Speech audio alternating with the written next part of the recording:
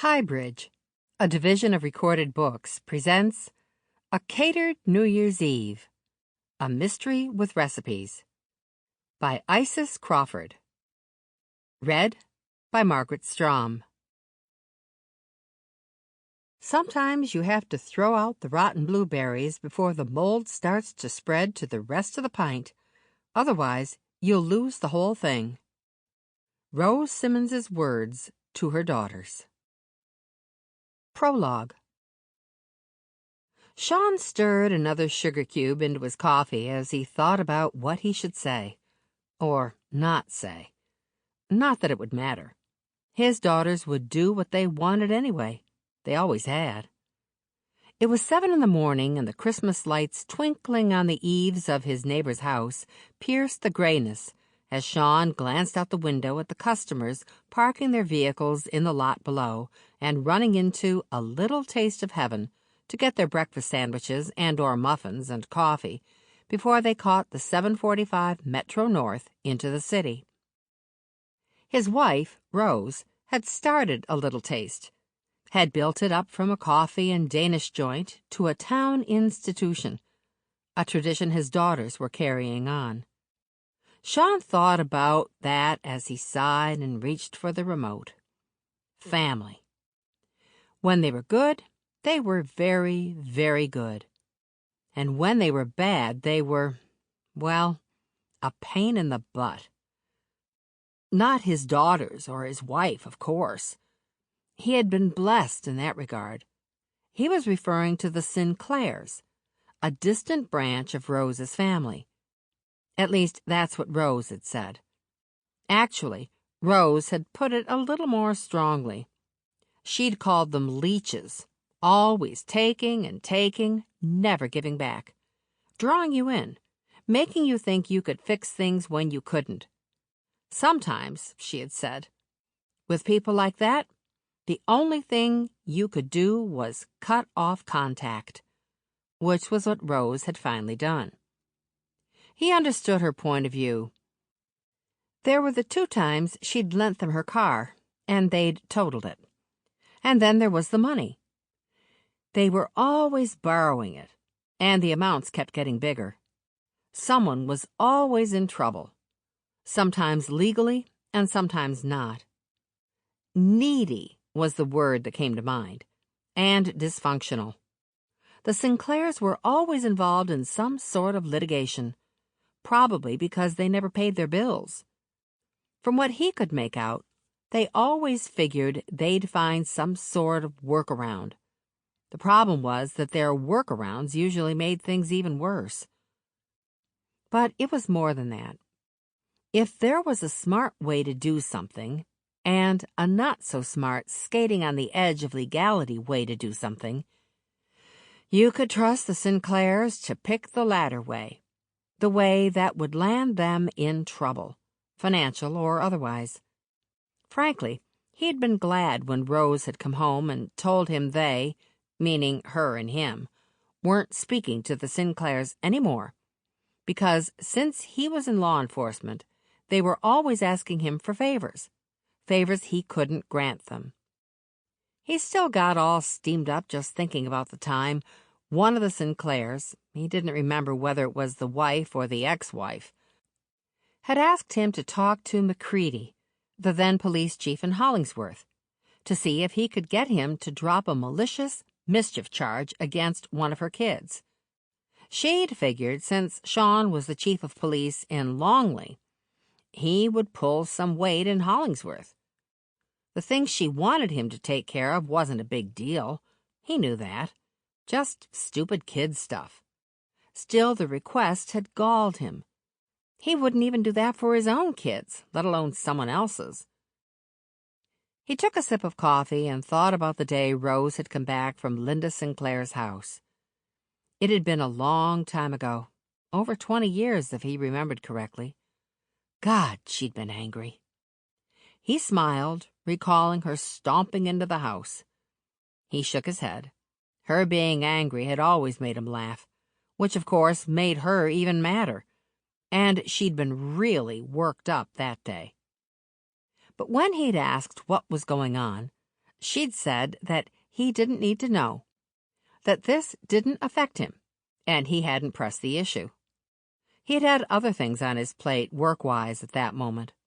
Plus, when Rose got something into her head, there was no changing her mind.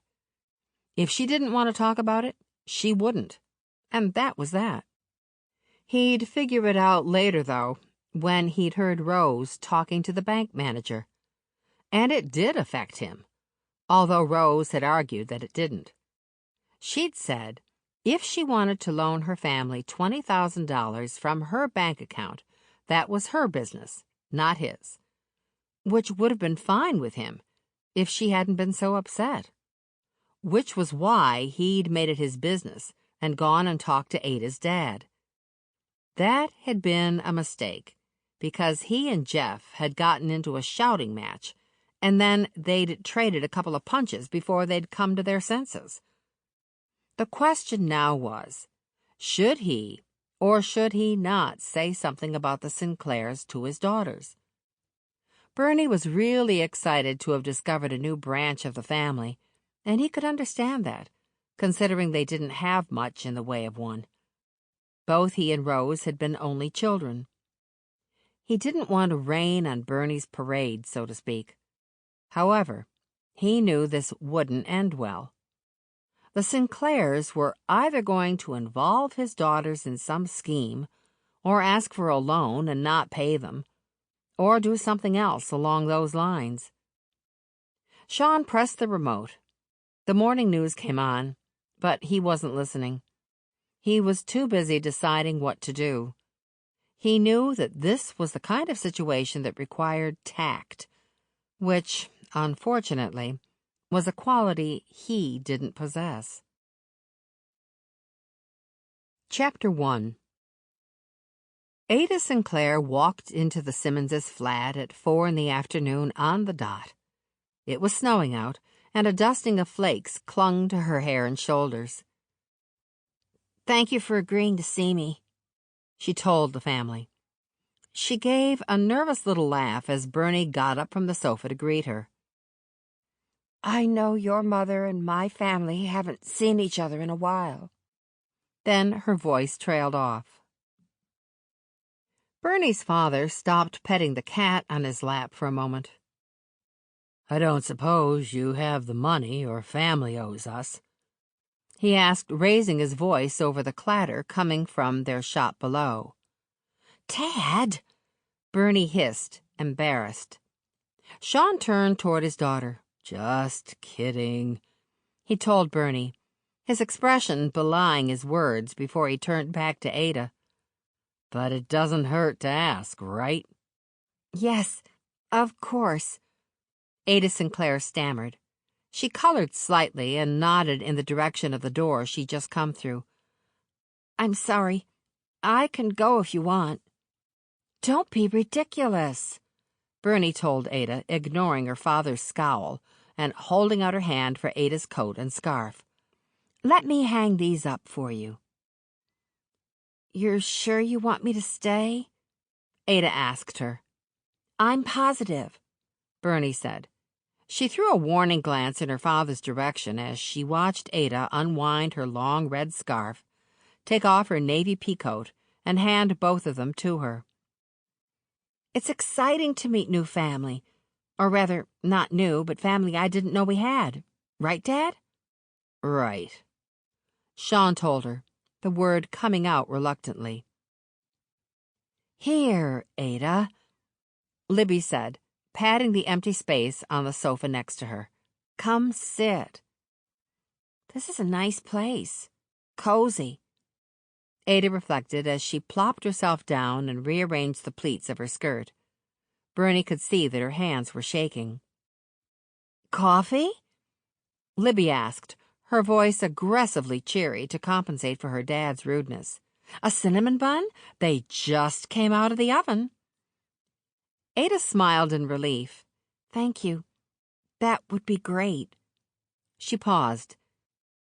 "I just didn't know who else to come to," she confided after a few seconds had passed. "And you're supposed to be really good at this kind of thing." You mean catering? Bernie asked. Ada's call had come out of the blue, and she'd agreed to the meeting because she'd sounded desperate on the phone, even though her father had warned against it. That and the fact that she wanted to meet her. Ada shook her head. No, the other thing you do. Then she touched her throat and brought her hand down to her lap. Oh, you mean the detective thing, Bernie said as she watched the snow outside thicken and swirl. The forecast had called for 2 to 4 inches. She hoped it was closer to 2. People tended to go straight home instead of stopping at a Taste of Heaven to pick up dinner when the weather was bad. I hate New Year's Eve, Ada suddenly said with a vehemence that surprised Libby and Bernie. I'm not a big fan either, Libby replied, not sure where the conversation was going. She smiled sympathetically. I don't really like big parties.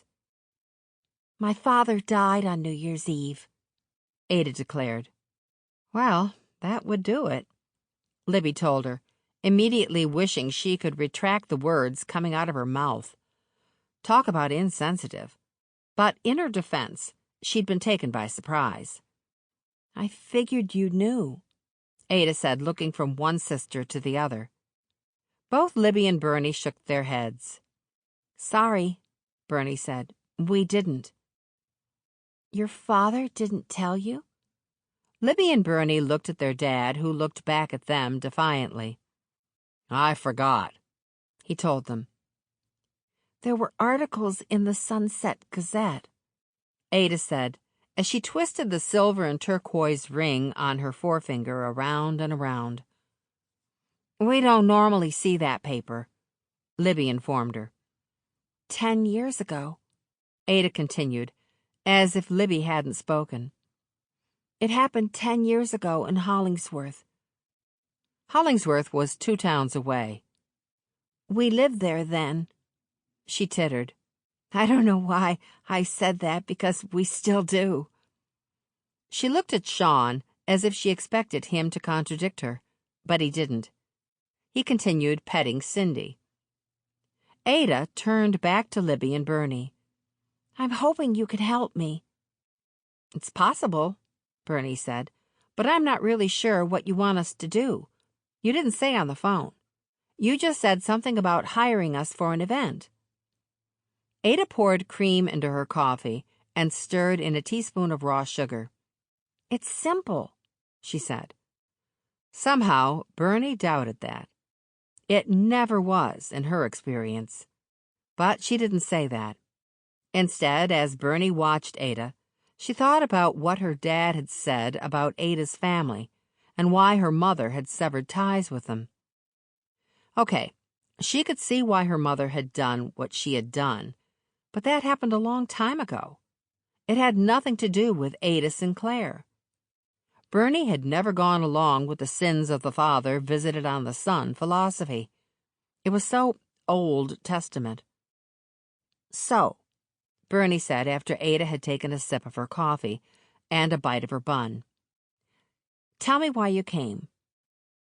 Ada carefully put her mug back on the tray, sitting on the coffee table.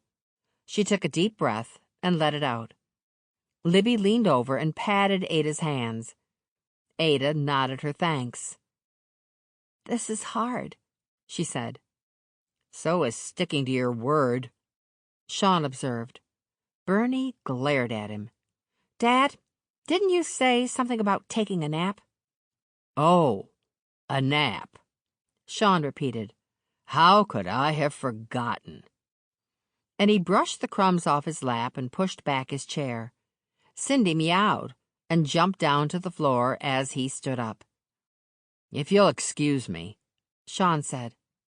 The 3 women watched as Sean stalked into his bedroom, the cat padding after him, and slammed the door behind them. A moment later, the sounds of the radio drifted out of his bedroom. Ada bit her lip. Maybe I should go, she suggested. I don't want to be the cause of a family argument. Bernie shook her head. Don't be ridiculous. My dad isn't feeling well, she lied. She pointed to her forehead. Sinus headache. It makes him cranky. Are you sure? Ada asked. I'm positive, Bernie said firmly. She'd just found a whole new family branch, and she was damned if she wasn't going to put the best possible foot forward. As you were saying, Libby prompted before Ada could say anything else.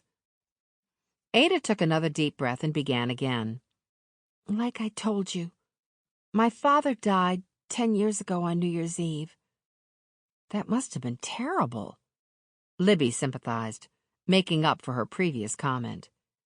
You have no idea. Ada stopped again. She took a sip of coffee to fortify herself and continued. My father died from an overdose of pain medication. At least, that's what the police said. And, coincidentally, his partner, Joel Grover, died in an automobile accident the next day. But you didn't think that's what happened? Bernie surmised from Ada's tone of voice. No, I didn't, Ada said.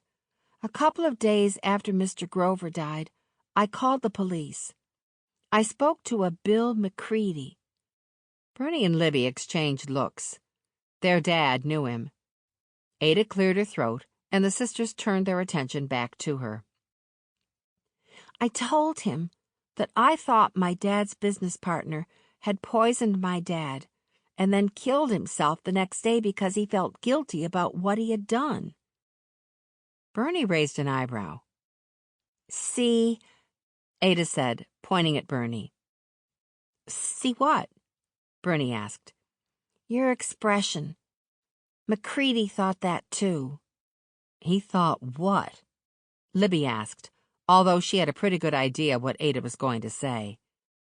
That I was this crazy 12-year-old girl. Ada frowned at the memory as she blinked the tears away. Well, I could see where your statement would have given him pause, Bernie allowed, trying to be diplomatic. That's a pretty big leap. Did McCready tell you you were crazy? Libby asked.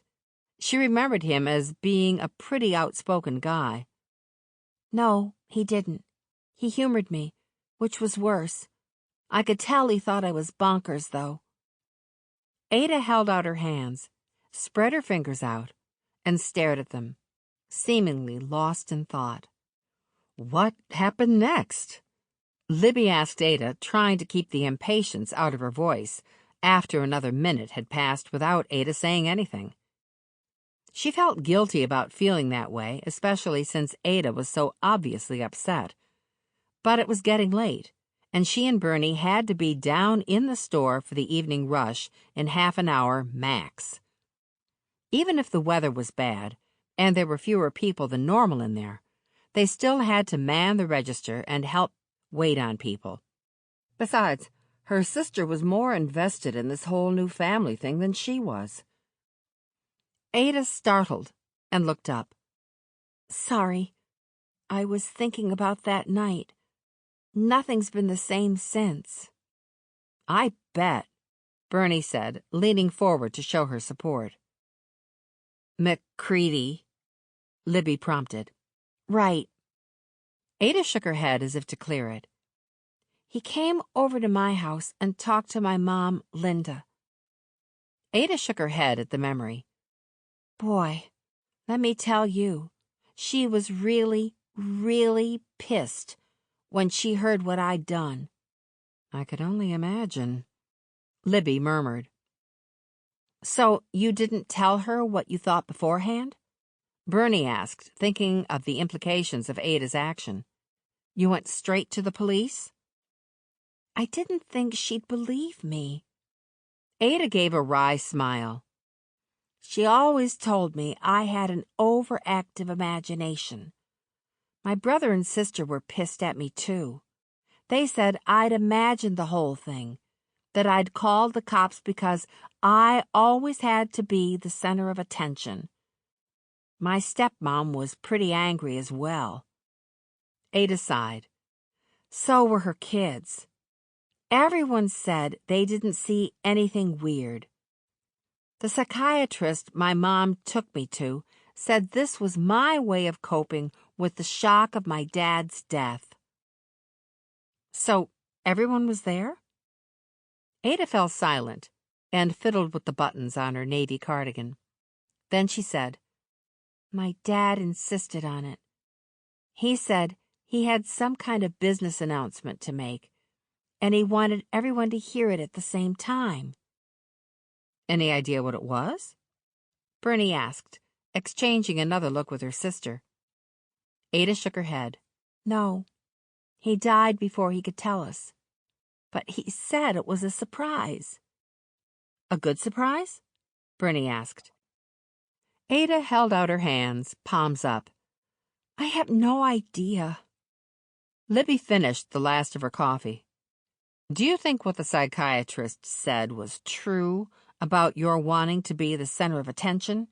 she asked, reverting to the subject Ada had introduced a minute ago. "No, I don't. Although I began to believe that," Ada answered. "Hearing the same thing over and over again will do that to you after a while. Only, here's the thing. My father didn't take pain medicine, not the serious kind. He took Tylenol once in a while if his back got really bad, but that was it. And as for his partner, something was going on. 2 days before he died, I heard my dad and Mr. Grover arguing." Bernie glanced at the clock on the wall. "What about?" "I couldn't make out most of the words," Ada told her. "But at the end they were shouting at each other, and I heard Mr. Grover tell my dad he was going to kill him." "People say that all the time," Libby pointed out. "That doesn't mean your dad's business partner actually did it." "That's what the psychiatrist said," Ada allowed.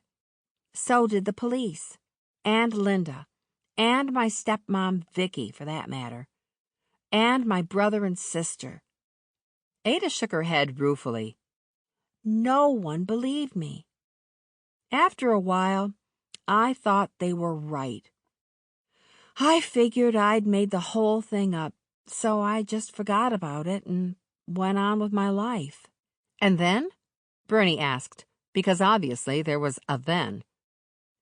"And then, last week, I was looking up in my mother's attic looking for something, and I came across this box.